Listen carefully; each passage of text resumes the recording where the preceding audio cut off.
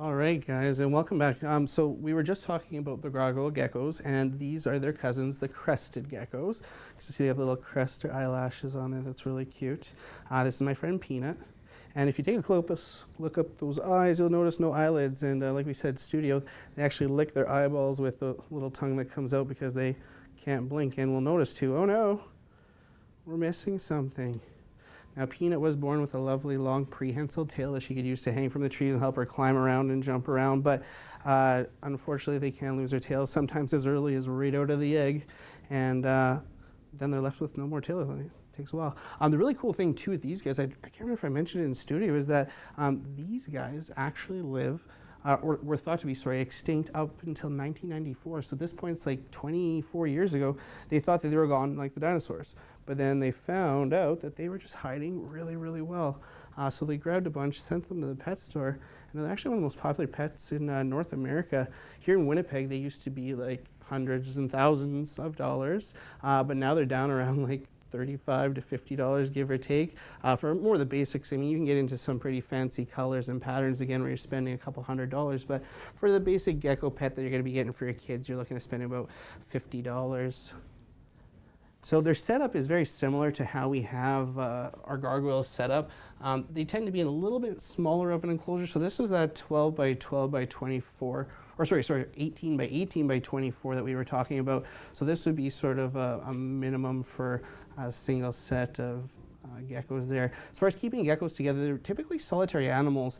Two females that are grown up together can live together.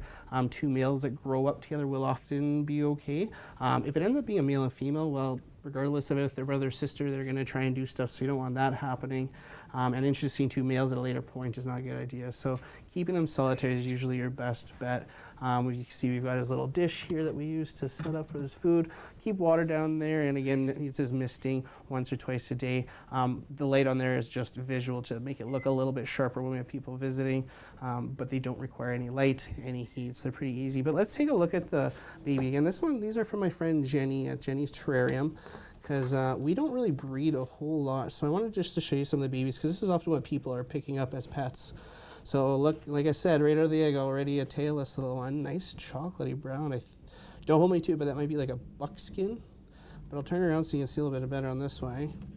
There, and that's what the tail would normally look like. And it kind of looks like a bird poop stain, because when they're hanging out on the tree and that tail's coming down, it actually kind of looks like poop on the tree, and it helps them camouflage pretty well. I'm going to go with the one without a tail because I don't want to lose Jenny's gecko's tail. Aw, and see, this one's going to be calm. Look at that. Oh, going to go for a jump already. See, our gargoyle just sat nice and chill, but our Cresty's already jumping. So with little, oh yeah, there we go. Now we got a moving Cresty. So you can see how with a little kid, this one might not be as great right out. Once they grow up a little bit like a juvenile, they can be calmed down a little bit more. But that's where the gargoyle is really a little bit calmer. So you know what? We'll leave these guys alone.